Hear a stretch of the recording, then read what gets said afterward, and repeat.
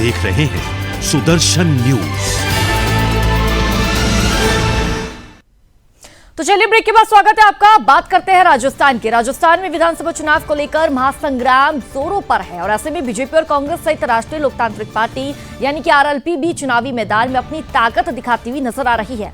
राजस्थान की मसूदा विधानसभा सीट से आरएलपी के सचिन जैन सांकला चुनाव लड़ रहे हैं, तो वही मसूदा की जनता में भी सचिन जैन सांकला को लेकर क्रेज देखा जा रहा है। टीम सुदर्शन न्यूज चुनावी महासंग्राम के दौरान मसूदा विधानसभा पहुंची और जहां सुदर्शन राजस्थान के ब्यूरो चीफ नतांश पटेल ने सचिन जैन सांकला से बातचीत की है। क्या कुछ कहा, सुनिए जरा। राजस्थान विधानसभा चुनाव में प्रमुख दल बीजेपी और कांग्रेस के अलावा तीसरा मोर्चा अपना पुरजोर दम दिखा रहा है और मैदान में डटा हुआ है।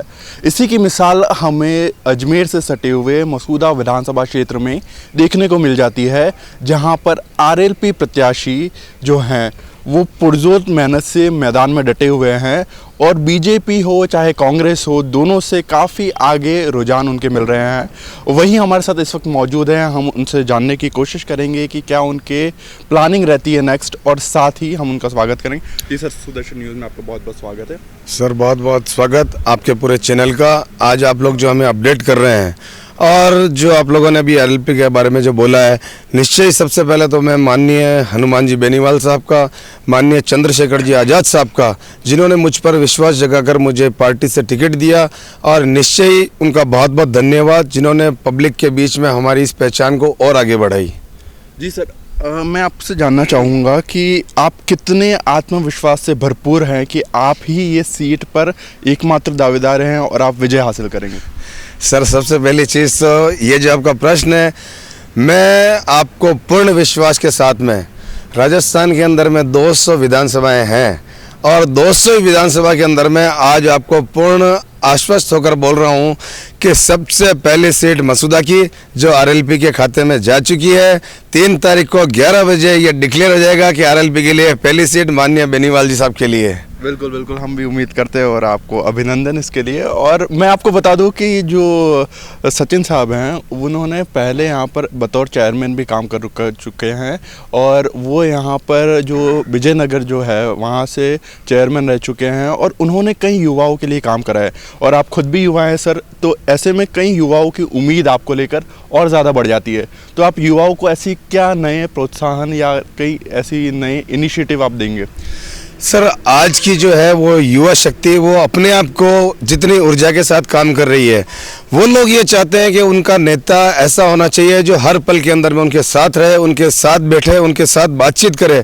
लेकिन आज से पहले 2018 में भी जब हम लोगों ने टिकट मांगा और मांगने के बाद में जब पार्टी ने आश्वस्त किया कि आप लोगों के सारे काम होंगे, सरकार बन रही है, जिनको भेजा उनको जिताकर भेजो, तो पूरी युवाओं ने जो ताकत लगाकर सीट को जिताकर भी भेजा, लेकिन अपने आप को जब ठगा हुआ महसूस पाया, उसके बाद सभी युवाओं ने एक मत होकर के भाई साहब इस बार तो चुनाव आप ही को लड़ना है, और पूरी ताकत के साथ में आपने जो कल का भी माहौल देखा, आपने सब लोगों के अंदर में जो उत्साह देखा, वो उत्साह आज की तारीख में युवाओं का है, जो चारों तरफ पूरी विधानसभा के अंदर में हर घर घर, गाँव गाँव, ढाणी ढाणी उन लोगों की ताकत है कि हम लोग युवा हैं और युवा ताकत ही आज की तारीख में सेवा कार्य कर सकती है। बिल्कुल सर। और सर मैं एक चीज़ और आपको बताना चाहूँगा कि जब मैंने यहाँ एनालिसिस किया था तो यहाँ पे महिला वोटर्स की संख्या ज़्यादा है, तो उनको लेकर आपका क्या विजन है? और साथ ही मैं आपको बता दूँ कि जैसे एनसीआरबी का डाटा है, national crime record bureau of India, उसके हिसाब से रेप के मामले में राजस्थान टॉप पर है, जो दुर्भाग्य है हमारे लिए। तो उसको लेकर आपका क्या विजन है? विमेन सेफ्टी के लिए आप क्या काम करेंगे? सर मैं आपको एक ही चीज़ बोलना चाहूँगा कि राजस्थान और फिर मसूदा के अंदर में भी 2,70,000 जो मतदाता हैं, उनमें भी 50% लगभग 1,30,35,000 जो महिला मतदाताएं हैं। मैं पूरे गाँव के अंदर में ढाणी ढाणी में जाकर उन लोगों से एक ही बात की कि सबसे पहले मैं आपको 2 रूप के अंदर में मुझे स्वीकार करें, या तो बेटे के रूप में या आपके भाई के रूप में। और आज की तारीख में महिला मतदाता इतनी जागरूक है कि उन्होंने स्वीकार भी किया है कि उनको आज की तारीख में सबसे पहले जो हम लोगों ने रिश्ते जोड़े हैं वो भाई और बेटे के रूप में, तो उन लोगों ने ये तय किया कि हमारा बेटा हमारा भाई हमारे लिए है, हमारी सुरक्षा करेगा, हमारे साथ रहेगा, हमें सुनेगा। और आज की तारीख में संपूर्ण मसूदा विधानसभा की महिला मतदाता जागरूक है और उन्होंने तय कर लिया कि सचिन सांगलाव, क्योंकि उन्होंने 5 साल का कार्यकाल देखा। आज की तारीख में गांव-गांव, डाणी-डाणी, पूरा विजयनगर, हर लोग जो संतुष्ट होकर मुझसे जिस तरीके से बात कर रहे हैं और जो भी आपने बताया कि जो डाटा है, तो सर उसके लिए तो हम लोग युवा जो आज की तारीख में ये चारों तरफ केवल और केवल उनकी मातृशक्ति को, बहनों को, उनकी सुरक्षा के लिए हमें किसी तीसरे चौथे का इंतजार नहीं है। हम तो सिर्फ खुद आज की तारीख में आर्मी के रूप में उन लोगों की सेवा करने के लिए तैयार है। और हम लोगों ने ये बेड़ा उठाया कि महिला शक्ति की, मातृशक्ति की, बहनों की रक्षा करना हमारा कर्तव्य है और उनकी रक्षा हम करेंगे।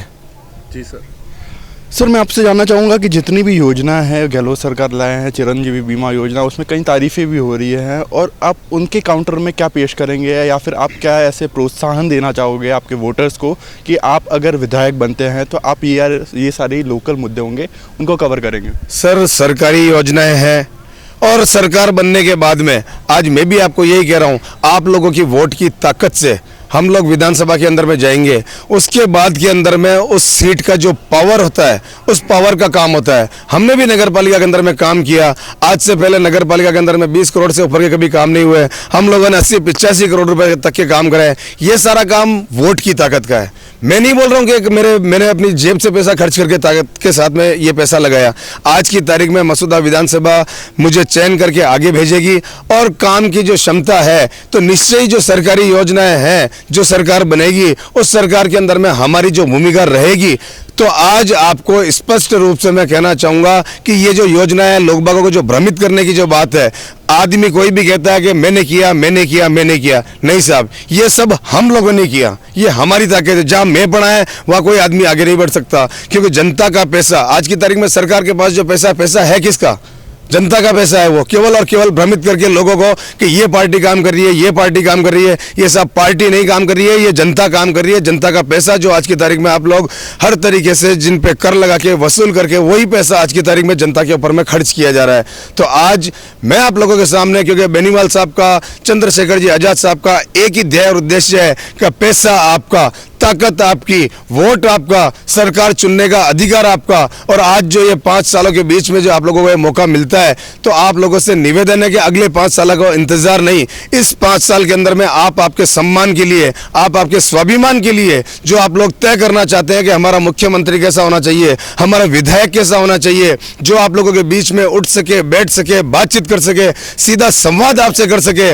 आज हम लोग जहां भी जा रहे हैं, जिस भी रैली में जा रहे हैं, जिस भी नुक्कड़ सभा के अंदर में जा रहे हैं, सबसे पहले मैं एक ही बात बोलता हूं कि हम भाई लोग तो कहीं भी बात कर सकते हैं, कहीं भी नुक्कड़ सभा ले सकते हैं, चाय की थड़ी पर बैठकर चाय पीकर बात कर सकते हैं, लेकिन जो माताएं बहनें हैं, वो आज की तारीख में एक माता बहनें हम लोगों से आकर नहीं मिल सकती है।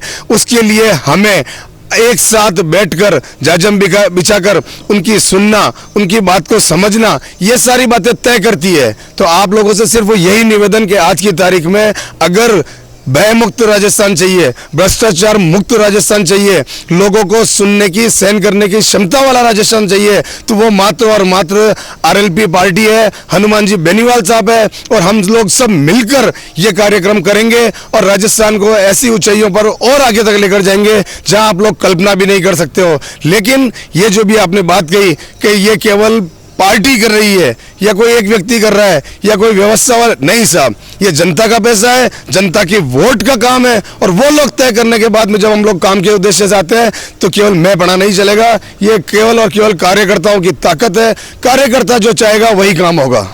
जी सचिन जी, मैं जब यहाँ पर आया था और मैंने जब ऑब्जर्व किया, बहुत सारे प्रत्याशी ऐसे भी हैं जिन पर गंभीर तरह के आरोप लग चुके हैं, रेप है, वो हत्या हो, और उसके बावजूद उनको टिकट मिली है और वो चुनाव फाइट कर रहे हैं। अब ऐसे में आप इसकी क्या वजह मानते हैं कि जो इतने दागी विधायक हैं या फिर दागी प्रत्याशी हैं, उनको मैदान में उतारा गया है? सर, मैं आपको वापस एक ही बात कहना चाहूँगा कि आपका प्रश्न पूछना वाजिब है। मैं आपको यही कह रहा हूँ कि 2018 के अंदर में टिकट मांगा था, 2018 का जवाब आपको मैं दे चुका हूं। उसके बाद अभी वापस टिकट मांगा, और जब ये लोग कहते हैं कि हम लोगों ने सर्वे कराए, करोड़ रुपए जनता का जो पैसा है वो सर्वे के नाम पे खर्च करने के बाद में सिर्फ आपकी हठधर्मिता है कि हमें तो टिकट इन्हीं को देना है, फिर उसके बाद में क्यों सर्वे पे पैसा खर्च करना। आज की तारीख में गाँव डाणी डाणी जहाँ 284 गाँव में 278 बूथ हैं, 65 पंचायतें हैं, जो लोग बाग उन बूथों तक नहीं जा पा रहे हैं, जो लोग बाग उन गाँवों में नहीं घुस पा रहे हैं, जहाँ दुनिया भर का विरोध है, उसके बाद भी अगर ऐसी व्यवस्था होती है तो साहब सरकार जाने और सरकार का काम जाने। हम लोग केवल और केवल सेवा के रूप में, सेवा का हमारा उद्देश्य है। 5 साल जो काम किया, विजयनगर नगर पालिका छोटा क्षेत्र नहीं है। आज की तारीख में विजयनगर से 100 गांव जुड़े हुए हैं, और 100 ही गांव के अंदर में अगर मैसेज जाता है तो साहब आप लोगों के सामने है, मीडिया के सामने है, क्योंकि बात मेरे कहने से नहीं चलेगी, बात छिपाए नहीं छिपेगी। पब्लिक के मन की जो बात है वो ऑटोमेटिक व्यापारिक वर्ग बात कर रहा है, पब्लिक बात कर रही है। तो हम लोग छुपाने से कोई चीज़ नहीं, ये तो ओपनली मैटर है कि जिस आदमी को गलत तरीके से आप टिकट देने के बाद में कहते हो हम सरकार बनाएंगे, अरे सरकार बनेगी कैसे आपकी, जब आपका टिकट आवंटन ही गलत है। और ये केवल एक पार्टी में नहीं, दोनों ही पार्टी में। जब 41 सीटें बीजेपी ने बांटी तो जो चौथे नंबर के खिलाड़ी हैं उन लोगों को आपने टिकट दिए, कांग्रेस ने टिकट बांटे तो उन लोगों का जहाँ पूरे क्षेत्र के अंदर में विरोध है उन लोगों को आप टिकट दे रहे हो। तो साहब जो सरकार बनाने के अंदर में विपक्ष का रोल अदा करते हैं वो लोग भी अगर टिकट के भागीदार हैं तो जो काम करना चाहेंगे वो लोग कहाँ जाएंगे। सर मेरा आखिरी सवाल मैं आपसे जानना चाहूँगा कि जो आरएलपी आज़ाद पार्टी का जो गठबंधन हुआ, और आपको क्या लगता है कि वो तीसरा मोर्चा कितनी सीटें या फिर यहाँ पे हासिल करने में कामयाब होता रहा है? सर आज की तारीख में जो बेनीवाल साहब ने राजस्थान के अंदर में लगभग 81 से 85 सीटों के बीच में मैदान के अंदर में जो कैंडिडेट्स उतरे हैं, मैं कह रहा हूं कि आज की तारीख में जहां जहां भी रैलियां हो रही है, जहां जहां उनका अपार जन समर्थन मिल रहा है, 100% रिजल्ट तो आएगा ही आएगा। मैं आपको इस चैनल के माध्यम से एक बहुत अच्छी चीज़ कहना चाह रहा हूं कि 3 तारीख को आपको शुभ संकेत तो मिलेंगे ही मिलेंगे, लेकिन इस शुभ संकेत के साथ में एक शुभ संकेत और मिलेगा जो आपके चैनल के माध्यम से मैं पूरी जनता को कहना चाहूँगा कि 3 तारीख को दिन गठबंधन के अंदर में कहीं आप लोगों को ये सुनने को नहीं मिल जाए कि अगला मुख्यमंत्री हनुमान जी बेनीवाल होंगे।